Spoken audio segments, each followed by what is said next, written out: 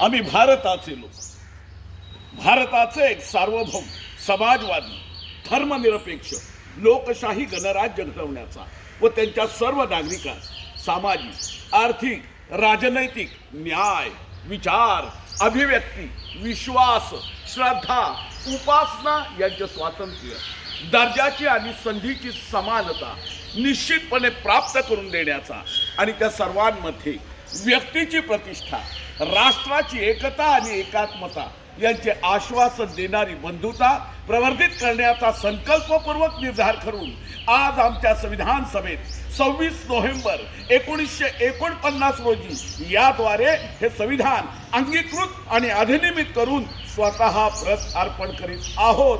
बोला बाबासाहेब आंबेडकरांचा विजय असो, माता सावित्रीबाई फुल्यांचा विजय असो, महात्मा फुल्यांचा विजय असो. जय संविधान, जय संविधान.